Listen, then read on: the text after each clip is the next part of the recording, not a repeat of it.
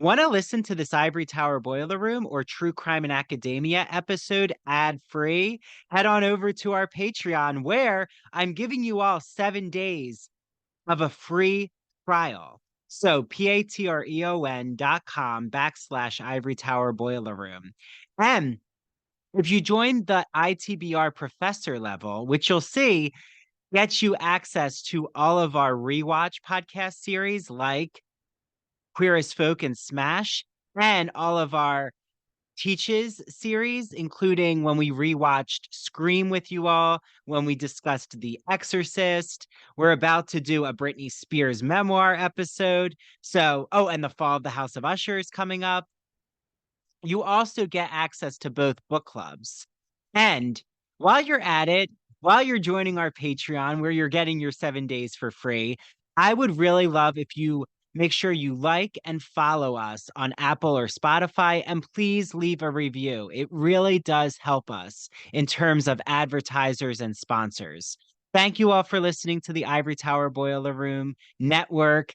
And it is just wonderful to be part of this arts and culture organization and have you all out there reach out to me. So again, remember, follow us on Instagram and TikTok at Ivory Tower Boiler Room. And we have a Facebook and we're on X as well. Enjoy this episode, everyone.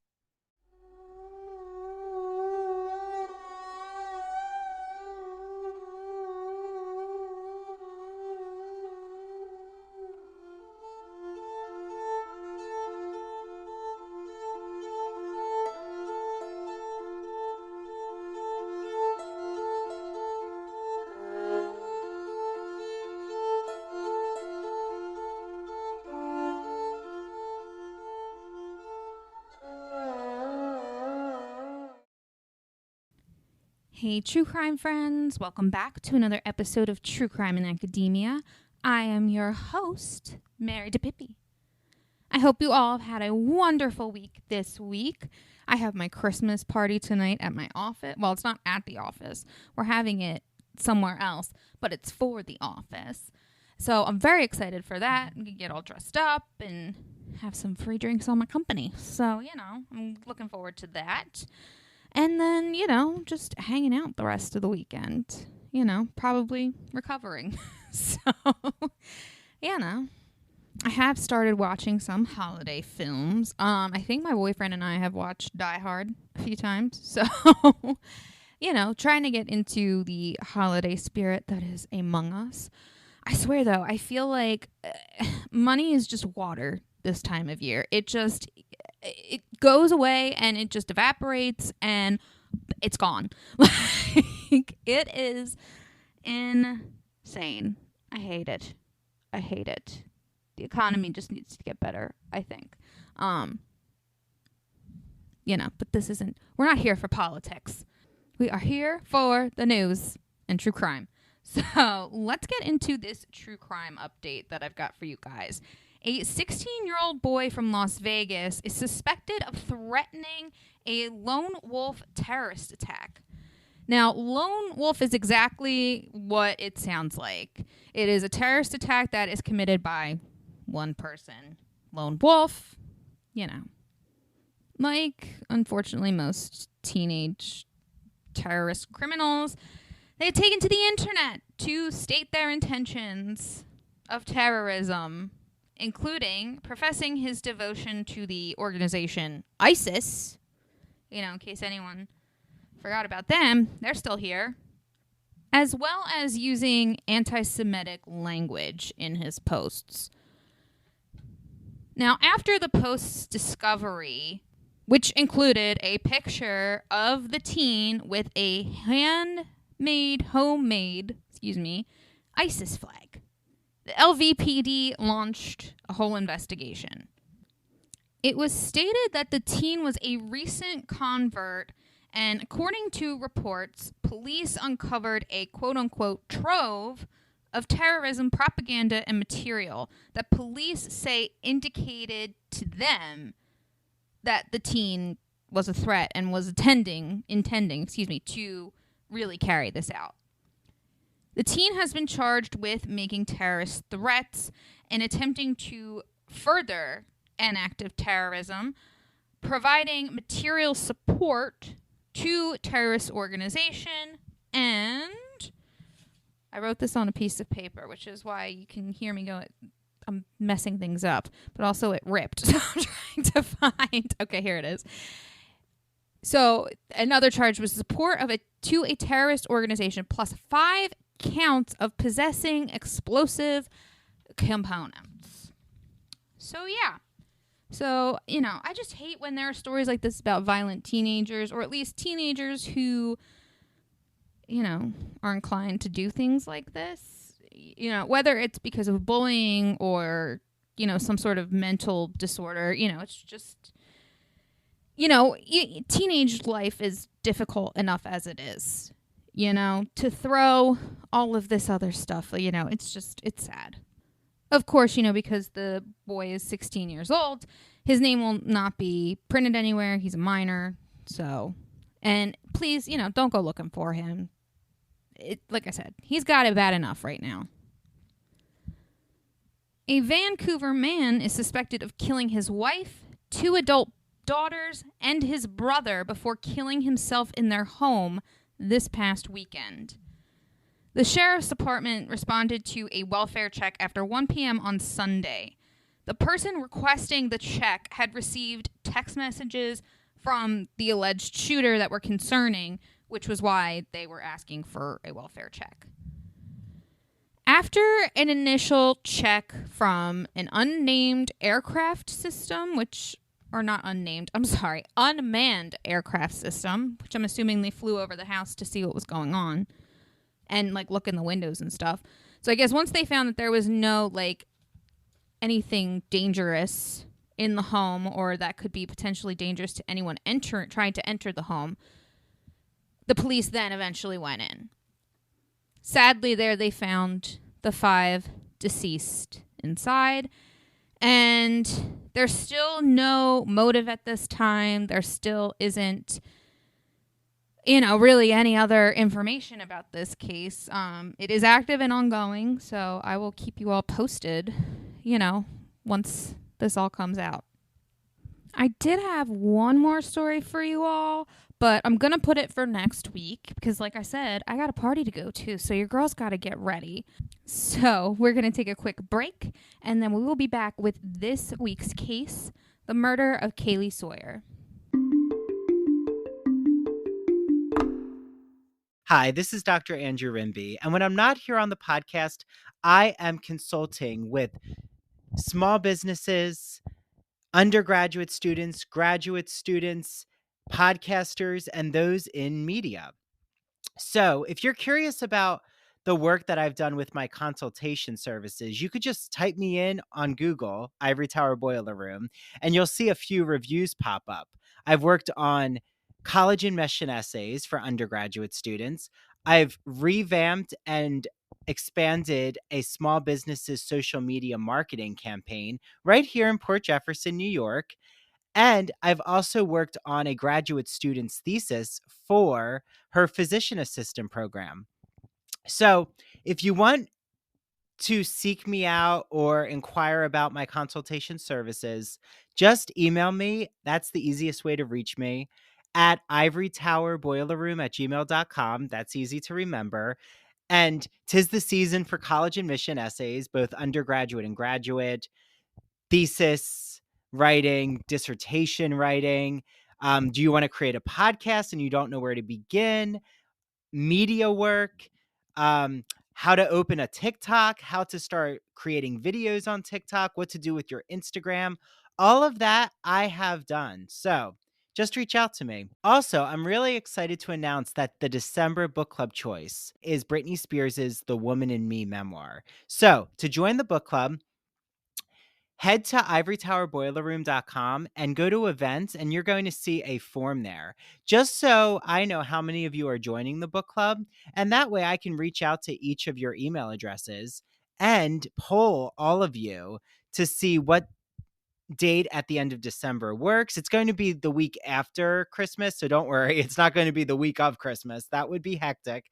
And Then I'll let you all know how to join the book club, which happens on Patreon. You just join under the ITBR book club section.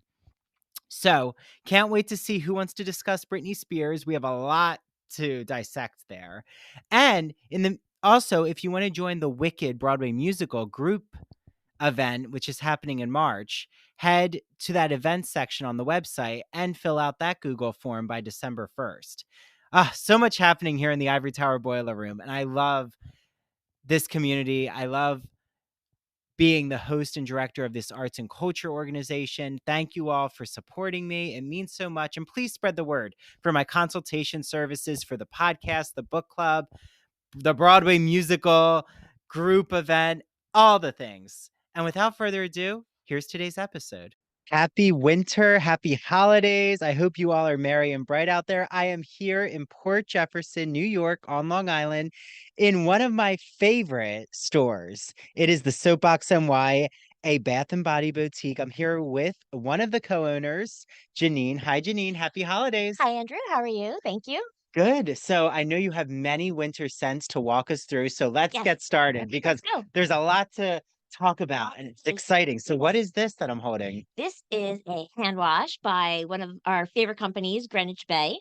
It's a gingerbread scent, which is wonderful, very Christmassy, very holiday-ish. And you can follow it up by using Greenwich Bay's lotion. It's a hand and body lotion. And to keep with that gingerbread scent is a sugar whip scrub. It's a body scrub that you could use in the shower, and it's by a company called Primal Elements. And it's something I'm actually using currently. And I said to Janine, and she always laughs, that I really feel like I'm in Santa's bakery. So, it is so yummy. It's good. It's a good one. And then, what are these adorable little soap gifts? Jumping back to Greenwich Bay, this is a great little grab and go gift, great for a stocking stuffer. They're mini soaps by Greenwich Bay, and it just gives you a little sample of some of their mini soaps to try. Ooh, peppermint, mistletoe, holly, it's wonderful. Cranberry. Yeah, and there's some gingerbread in there too. And then what is this room spray? This is from company Michelle Design Works, another one of our favorites. Room spray that you can use any room in your house, just kind of freshens up the room a bit. And what is this by Michelle Design Also by Michelle Design Works is Winter Blooms, one of their new scents this holiday season. It's great. It's a hand wash. You can use it in your kitchen or your bathroom. And then here's something to follow it up with. Exactly. It's a hand and body lotion.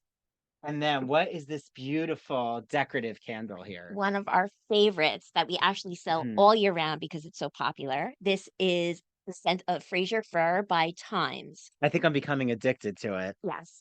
I think you are because you already own one, I believe. I own one, and it is a decorative candle for me because I'm about to open it, but it's just in such a beautiful package. I don't know what's better, the packaging or the scent. I'm using it as a holiday decoration, so I'll get to the candle eventually, everyone. You will.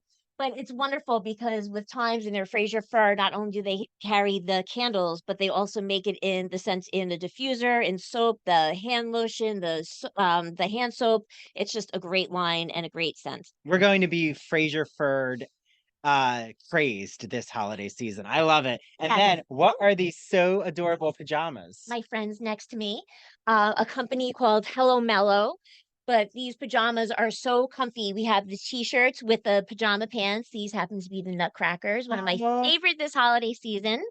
And then they have the night shirts too, and they're so comfy. And it says, "Oh, what fun," with the little Santa hat. Yes, and we have others as well. So, Janine, how can everyone out there get their hands on your hand and body and even pajama products? Well, we'd be more than happy to see you in our shop. We're located at 18 Chandler Square in Port Jefferson Village. You could always call us to place an order. We're happy to ship to you. Our phone number is 631-509-1424. You can place an order on our website, soapboxny.com. And you could also find us on Instagram or TikTok at the Soapbox NY. So many options. I can't wait for all of you out there to just enjoy what I love so much about the Soapbox NY. So with that, thank you so much. Happy winter, everyone. And this is going to keep you all, especially in the Northeast, merry and cheery with our cold, dark days. Yes, I know they're coming, unfortunately, but we'll survive. But This will get you that pep Right, in your your step. spirits. I think so too. Exactly. There we Yes. go. Happy Yes. holidays. Happy Bye, holidays. everyone. Thank you. Imagine that you're riding the Turner Classic Movie Great Movie Ride in Hollywood studios. It's in the 1990s. As you're journeying through the Great Movie Ride, you pass the Wizard of Oz, where all of a sudden you see the Wicked Witch of the West ascend into Munchkinland in a cloud of smoke and flames. Well, that's the memory I have with the Great Movie Ride in classic cinema when I was at Disney in the 1990s as a young boy. And ever since that, I was hooked on classic cinema. Well, my friend Christian Garcia, friend of the Ivory Tower Boiler Room, has a podcast that you all are going to love. It's called That Old Gay Classic Cinema, and he looks at queer themes in classic cinema like Vertigo, The Wizard of Oz, Sleeping Beauty, Mary Poppins, 101 Dalmatians, Hello Dolly. The list can go on and on and on. So follow him on Instagram at That Old Gay Classic Cinema. You can listen to his podcast on Apple and Spotify. And he also is on the premiere episode of our Queer as Folk podcast, where I'm rewatching every episode of Queer as Folk from 2000. And the episodes come out bi-weekly. So make sure you listen to his episode with me. And he's launching a rewatch show of Smash, where they're putting on a Marilyn Monroe musical. So he's going to be joined by co-hosts, a lot who are in the Broadway and theater industry, and I'm going to be on his first episode. So without further ado, get listening to That Old Gay Classic Cinema. Enjoy.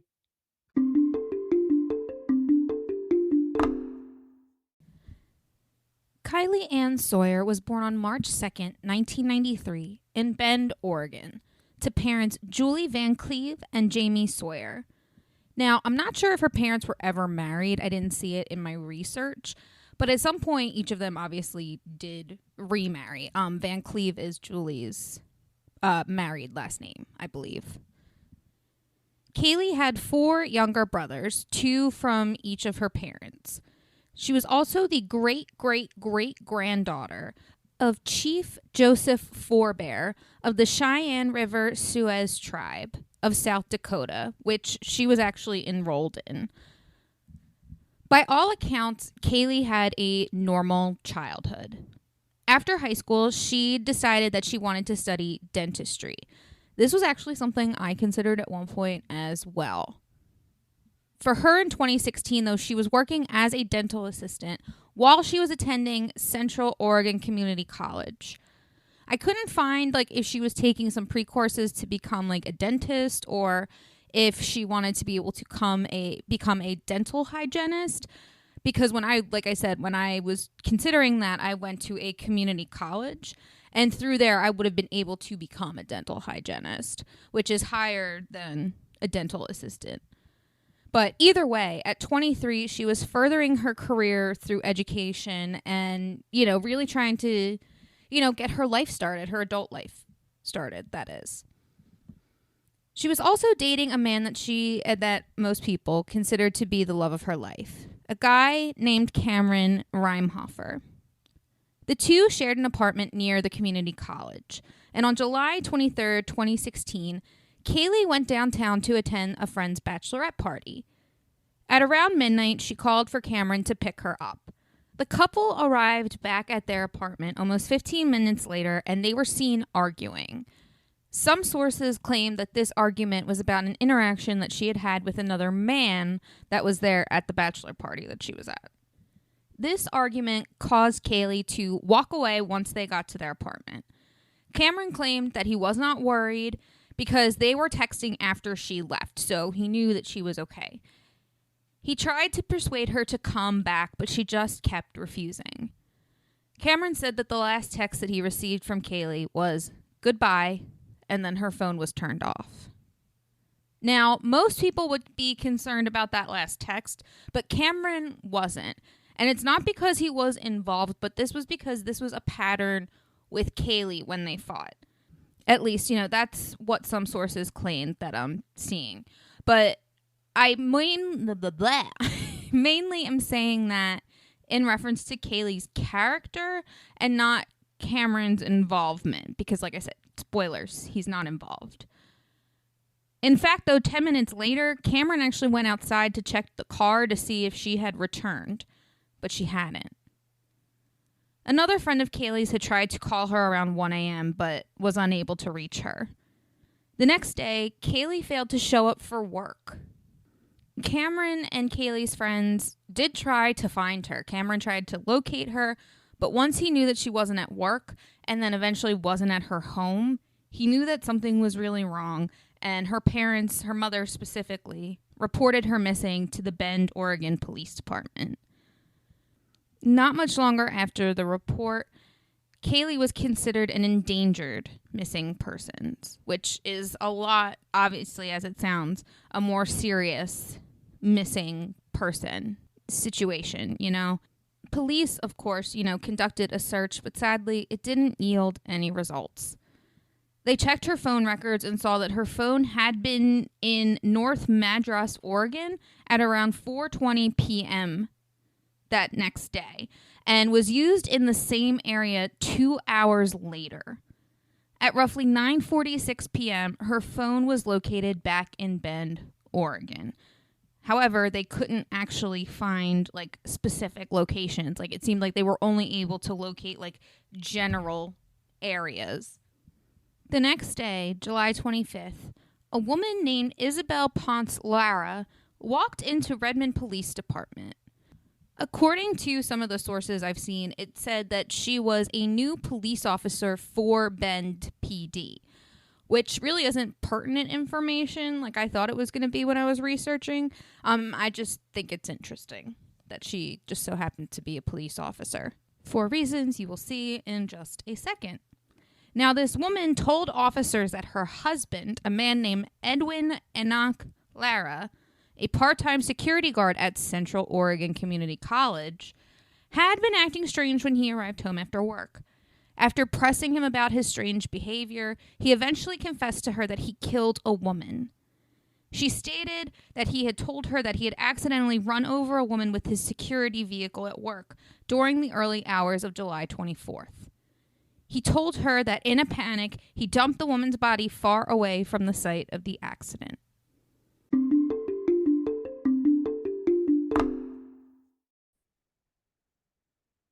Hi, everyone. This is Dr. Andrew Rimby, and I am so excited to be talking about Broadview Press. You might be asking, what is Broadview Press, Andrew? Broadview is an independent academic publisher in the humanities that produces high-quality, pedagogically useful books for use in university and college classrooms.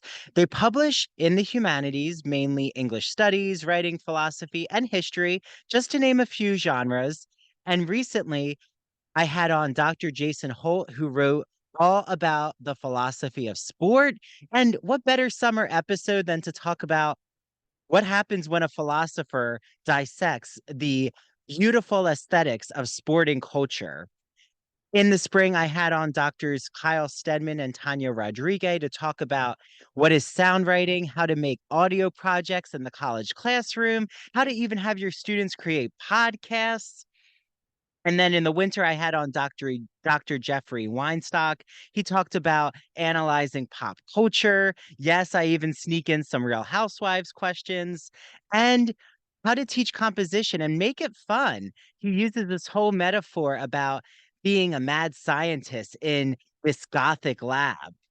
And in the fall, I had on Dr. Ann Stevens, and she talked about literary theory and criticism. And yes, the university season is upon us. So, what better way to talk about the college classroom than to actually understand what is literary theory? That's a wonderful episode for all of you out there who teach literary studies. I love Broadview Press. Make sure you use their exclusive code. It's Ivory Tower on broadviewpress.com. You get 20% off all Broadview Press publications. Okay, until the next Broadview Press interview. And now back to the Ivory Tower Boiler Room. LGBT stories are universal, but each one speaks to the individual heart and soul of the writer telling it. Do you have a story to tell? Or have you been moved by an LGBT book, film, painting, television show, or other form of media? Then the Gay and Lesbian Review wants to hear from you. The GNLR believes in bringing awareness to queer art and artists through reviews, commentary, and thought pieces in which the author relates their personal lives to a particular piece of art, a novel, a movie. In addition to the print magazine, the GNLR also publishes articles on its blog. So you can see all of this on glreview.org. That's glreview.org. Remember, you get 50% off your subscription of the GL Review magazine when you use the promo code ITBR50. That's 50% off your print or digital subscription when you use promo code ITBR50. To learn more about submitting an article for the GNLR, visit their writer's guidelines. The link is located at the bottom of their homepage. And if you have any questions, email Stephen Hemrick. That's STEPHEN dot HEMRICK at glreview.org. The GNLR and its readers can't wait to see what you have to say. Hi, this is Dr. Andrew Rimby, and I'm so excited to shout out the Gay and Lesbian Review, who is helping to sponsor the ITBR podcast. For all of you out there, the Gay and Lesbian Review is a bi-monthly magazine where you can discover new things about gay and lesbian literature, history, and culture. And the GL Review publishes essays in a wide range of disciplines, as well as a slew of reviews of books, plays, and movies, and a number of special features, such as artist profiles and their popular art memo column. Each issue of the magazine brings you consistently intelligent, lively, thought-provoking articles focused on a unifying theme. For example, their September-October issue centers on the theme Cracking the Closet. So, starting in the 19th century, a number of artists and writers found ways to crack the closet by expressing their sexuality between the lines or in the interstices of their work. For example, Ignacio Darnad, who is a friend of the ITBR podcast, he's been on our show, writes all about illustrator J.C. Leyendecker, whose work for Ivory Soap and Arrow Collars gave him plenty of opportunities to draw pictures of well-dressed and at times scantily dressed American men. And you also can find an article by Vernon Rosario, who has been on the podcast, and he talks about the quest for sex in the Middle Ages. So, to subscribe, visit glreview.org. That's glreview.org. Click subscribe. So on their website, go all the way over to the right-hand side and you'll see the button subscribe. Click subscribe and enter the promo code ITBR50 because you're getting 50% off your subscription to the print or digital edition of the Gay and Lesbian Review magazine. I can't wait for you all to have your copy of the Gay and Lesbian Review magazine, and make sure that you take a picture when your magazine arrives or when you're reading it online and tag the GL Review on Instagram and ITBR, and we'll share it out in our stories. Enjoy your reading, everyone. Hi, everyone. Happy almost holiday season.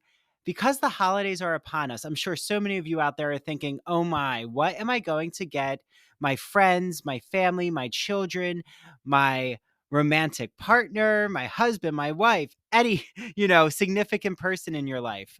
Look no further than my good friend Mandy Bengal, who makes handmade crocheted items. Her company is called Mandy Made It. You can follow her on Instagram at MANDEE Made It, and you will see all of these crocheted items that she's going to be able to customize for you, including special characters, sports team figures, even holiday items like a snowflake or a Christmas tree. So I have Mandy's keychains. I have the poison apple from Snow White and the Seven Dwarfs. I have a rainbow flag that she made me. So Mandy is able to really customize an order just depending on what your hobbies and passions are, and what item you're really looking for. So because you're listening to me talk about Mandy, she said that anyone who goes to Mandy Made It on Instagram and orders from her, and they've heard the Ivory Tower Boiler Room ad, she will give you all a free Ivory Tower Boiler Room t-shirt with your order. So head right now to Mandy Made It. You know, if you were really looking for that special gift, now you don't have to look any further because I have you covered with Mandy Made It. Okay, I hope you all enjoy your items from Mandy Made It. And please make sure that you take a photo of your crocheted items so that we can share it out on our social media. I know Mandy would love that, and I would love to see what you all are ordering from her. She even has an adorable pillow called Netflix and Chill, and she has these cute coasters that she crochets for your favorite coffee or tea mug. So enjoy all your Mandy Made It products.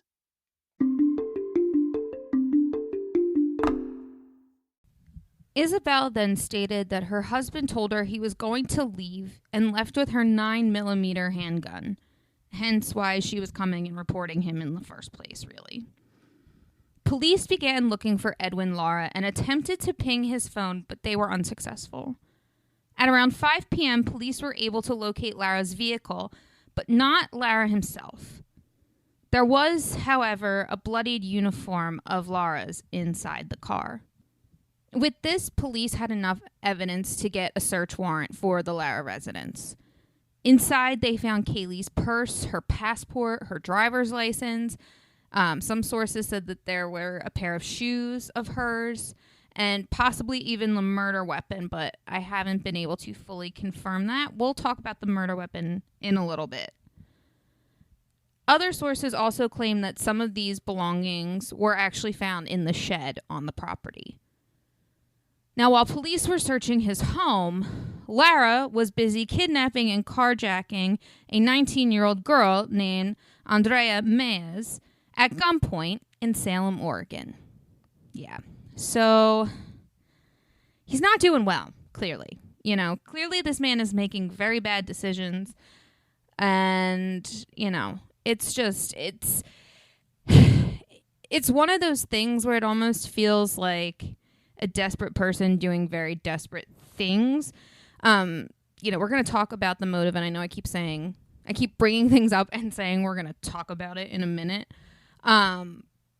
You know, but this is another thing that, like I said, we're going to talk in a minute about like his motives and things of that nature. But at this point, at least the carjacking, kidnapping, and fleeing, obviously, to me, just seems like he's very desperate. He knows he's done something horribly wrong and that he should face the consequences for it, but is just too fucking chicken shit to do so.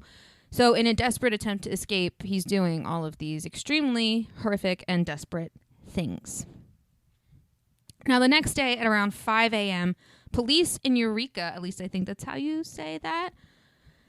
Folks out there, it's a Y-R-E-K-A. So I'm going with Eureka, and that's probably wrong. But anyway, it's a city in California, and their police department was notified of a shooting at a motel. Not even 5 minutes later, that same police department were notified of a carjacking and kidnapping of a family of 3 nearby. Police were able to locate Lara in Redding, California, on the I-5, and this is because of the carjacking stuff. Now, some police claim that Lara called 911 and confessed. But either way, at 7 a.m., Lara was taken into custody with poor Andrea Mays. Now, this is because they suspected, her to be an accomplice and not a victim. Now, thankfully, they were able to clear her. I mean, it took 10 fucking hours for them to do that, you know, but because I believe her parents did report the fact that, you know, she had been kidnapped. I know her family did talk about this and were like, yeah, no, this isn't, you know, we know that someone took her kind of a thing. So I think they might have witnessed it. But either way, like I said, this whole thing took 10 fucking hours to get this poor girl released, which I know sometimes shit takes time, but good fucking Lord. That's just, I feel, this poor girl, her whole fucking day has just been, I mean, not even just the day, her life. I mean, my gosh, with the trauma that's probably been caused to her, you know? Oh my God, it's just fucking horrible. So, and, you know, again, it's not even the worst fucking thing that he has done. So, you know, but at least they were able to release her. Like I said, roughly it took about like 10 hours for them to do it. But the police did make a formal statement to address the fact that she was a victim and not a suspect or accomplice. You know, because I'm sure, and I didn't see anything specifically about this that stated whether she was seen this way or not. But I wouldn't doubt that the media was probably painting her as some sort of accomplice and not a victim. So at least with the police coming out and saying that, you know, was kind of the least anyone really could do for her at that moment, you know, at least to save her reputation in some ways. Now, at around 4:30, Edwin Lara was arrested for the murder of Kaylee Sawyer. In his confession, he stated that he purposefully killed Kaylee via blunt force trauma with a rock. And this was one of the things that, like I said earlier, they weren't sure if they found the bloody rock in the shed or on the property or if it was at the crime scene. But either way, I couldn't find an exact definitive answer on that. But either way, it was found, and that is what is important. Of course, though, if killing her wasn't bad enough, according to court records, they suspected Lara of attempting to and possibly successfully raping Kaylee. So, yeah. Like, really, like, fuck this guy. And the only motive that I found that I could see was that he had some sort of urge to commit murder.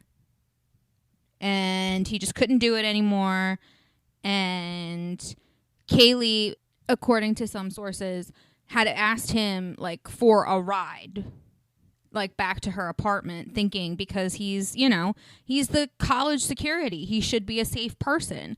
She thought that, that was going to be okay. But instead, he fucking kidnapped her. And then also possibly, like, tried to abuse her or did abuse her sexually is just... I cannot. Of course, in addition to murder and attempted sexual assault charges, Lara was also charged with kidnapping and carjacking of Andrea and carjacking and terrorizing that family of 4. I also saw somewhere that he confessed to shooting a man in a gas station in California, but as far as I can see, there are no other documents about this, so I'm not sure if that's even true or not. Police thankfully were able to locate Kaylee's body. I'm not sure if he gave up the location or what. I'm suspecting that he did because it seems like it might have been a little obscure. But after his confession, they were able to find her body. And they were able to find her on the side of the road near 18,700 West Highway 126. In addition to the blunt force trauma and sexual assault signs to her body, the autopsy also revealed signs of strangulation and defensive wounds. And based off of the defensive wounds, they say that she fought back pretty hard. In court, Lara initially pleaded not guilty to both murder and rape of Kaylee Sawyer. But he later changed his plea on the murder charge, and he changed it to guilty in order to avoid the death penalty. He signed a plea deal with the prosecution in which he would only plead guilty for the murder charges, but could still plead not guilty to the sexual assault charges. The prosecution went with this. I mean, unfortunately, that whatever evidence they had, it didn't stick, and the charges eventually, technically it's considered, according to the courts, that he didn't do this. But the prosecution was kind of like, we just want him to have life without the possibility of parole. Like, as long as that happens, like, we don't need extra time for the sexual assault charges. We just, they were just trying to get him. And I understand that, but it also is kind of annoying because, if he did do that, here he is, technically, he's not getting away with it, but technically it's not on his record. So in some ways, he is. Now, Lara was given life in prison without the possibility of parole, just like the prosecution wanted. Laura was also given federal life sentence for the kidnapping and carjacking crimes in 2019. Now, as I said before, the murder charge of the man at the gas station wasn't pursued. Again, guessing this is probably false. Lara's wife, Isabel, did divorce him quickly after Sawyer's murder and his charges, and did actually quit her job at the Bend Police Department. It seems that she was like truly devastated over what her husband did. I mean, obviously she reported him, but for her, I think to, be a police officer and then have a spouse, someone who you've chosen to spend your life with, be this horrible other person that you had no idea about. I could understand, being in that position, maybe thinking, okay, I couldn't, I married a criminal. How am I supposed to be, an authority figure, over criminals and like other civilians? So, I can see why she would have made that decision. But that also sucks because it seems like maybe she was a decent human being who just got tricked and manipulated by a total asshole. Kaylee Sawyer's family sued the community college for their role in Kaylee's kidnapping and death. The lawsuit argued that the school did not adequately check Lara's background, and that both the security vehicles and uniforms resembled too much to police uniforms and vehicles. It was also stated that the school was aware that Lara had a fascination with dead bodies. This and other red flags that the family felt should have been evident to the college that he was not the right person to be in charge of student security or be involved in student security, period. In 2020, the college and the Sawyer family reached a settlement, and the college agreed to pay the Sawyers $2 million. Soon later, a law was also passed in Kaylee's name, and that was to make changes to campus security across Oregon. In August of 2022, two fucking jackasses, and I mean jackasses, named John Vera and Emily Pickett, broke into a storage unit that Kaylee's mother, Julie, and her husband, Kaylee's stepdad, were using because they were in the process of remodeling their home, so they needed to put things in storage, because they couldn't have it out because of all the construction going on. Inside of that unit, they had firearms, there was a Coach purse, also containing $30,000 worth of jewelry, which the pair stole from that unit and carried across to their Motel 6 room. The two went through all the jewelry and everything and discarded items that they thought had no value. Of course, one included a wedding band, another piece of jewelry it was like a memorial piece for Kaylee. And the thing that really fucking gets me is that they threw out a green glass heart that contained some of Kaylee's ashes. Thankfully, I believe it was recovered, but I'm not sure if there was damage or any sort of loss of her ashes. Thankfully, the two were charged, but I cannot, for the life of me, imagine how horrible that must have been for Kaylee's mom and stepdad. I mean, to already have to go through their stepchild being murdered and attacked and probably violated, and then have to deal with the courts and, the trial, and then think that, everything's going to be fine because you passed this law and they were able to get the money from the school, for their wrongdoing in this, just to have two fucking jackasses come in and steal your shit. One of them being a keepsake you have that contains your daughter's ashes. I mean,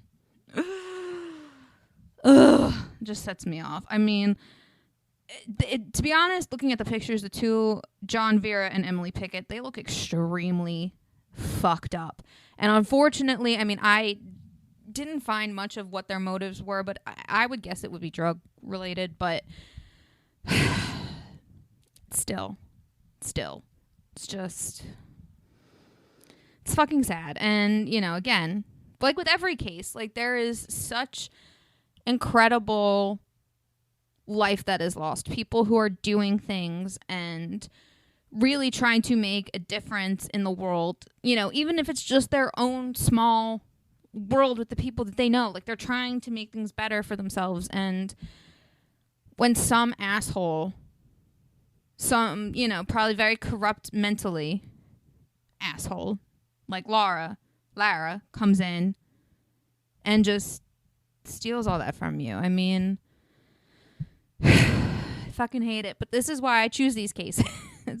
Because I think they're not talked about as much. And, you know, I just think it's important to tell these people's stories, you know. So that is all I have for you, my loves. Don't forget to follow True Crime in Academia on social media at True Crime in Academia, on Threads, Instagram, and TikTok, and at TC in Academia on X/Twitter. If you would like to catch this episode ad-free and get access to all of the bonus episodes, go to patreon.com/Ivory Tower Boiler Room. And, you know, just for the price of a cup of coffee, you know, you can just get more. You get all of this for free. You know, I'm giving you a little something if you buy me a coffee a month. You know, think of it that way. Yeah, so go to Patreon and become a subscriber now. And until next week, my loves, I will see you all later. All right, my true crime friends, that is all I have for you this week. Don't forget to follow True Crime in Academia on social media.